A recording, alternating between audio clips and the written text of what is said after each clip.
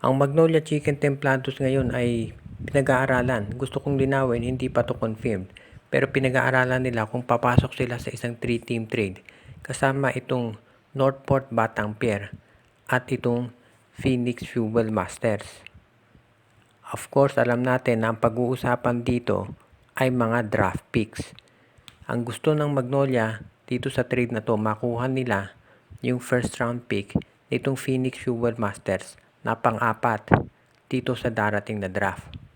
Ang Phoenix Fuel Masters naman, makukuha yung first round pick ng Northport na pang-5. Plus, makukuha rin nitong Phoenix Fuel Masters itong si Fran Yu, yung point guard ng Northport. Ang Northport Batang Pier naman, ang makukuha nila ay itong si Rom De La Rosa plus isasama itong si Calvin Abueva at itong si Jackson Corpus. Baka pati yung first round pick ng Magnolia.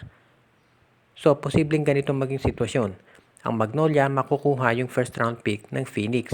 Ang Phoenix naman makukuha yung first round pick ng Northport plus si Fran Yu. Ang Northport naman makukuha si Abueva, si De La Rosa at si Ahan Misi o di kaya itong si Jackson Corpus. Hindi pa masyadong maliwanag kung sino yung mga players na makukuha ng Northport except kasama dyan si Calvin Abueva at si Rom De La Rosa. Kaya kung sino pa yung maidadagdag, pag-uusapan pa. Para sa Magnolia, kung makuha nila yung first round pick ng Phoenix, malaking bagay yan dahil dyan gustong kumuha ng additional na mga big men nitong si Coach Victorero. At ang balita kasi marami daw mga matatangkad na players na sasari sa draft. Siyempre, yan ang gusto ng Magnolia. Ang Phoenix naman, okay lang na i-give up mo yung draft pick mo dahil makukuha mo naman yung sa Northport plus isasama itong si Fran Yu. Kaya sa tingin ko, papayag ang Phoenix sa ganitong klaseng setup.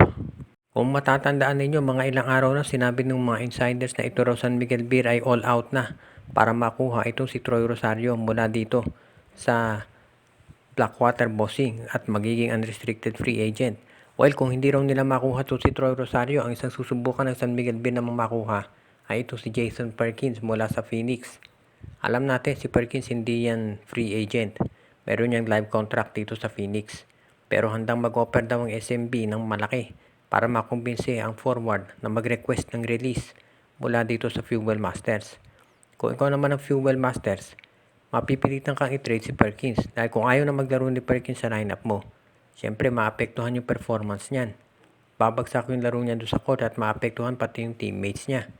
Kaya nakita nga natin yung mga players dito, kapag gustong umalis sa Korea, Japan, Taiwan, pinapayagan ng kanilang mga mother teams.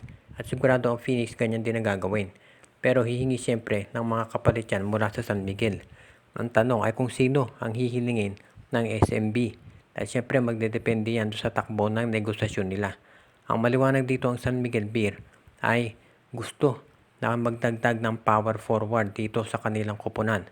At kung yan man ay si Rosario o si Perkins o ibang player ay gagawin nila. Dahil mukhang ang San Miguel Beer ngayon gustong makabawi dito sa darating na season dahil siyempre, ang sakit nung talo nila sa Meralco dahil sa Philippine Cup ito nangyari. Dahil yung Philippine Cup, alam natin, matagal na hawak yan ng San Miguel Beer. At, siyempre, natalo pa sila ito sa kanilang company rival. So, yan ang hindi nila gusto ngayon. Kaya abangan natin ang magiging resulta nito.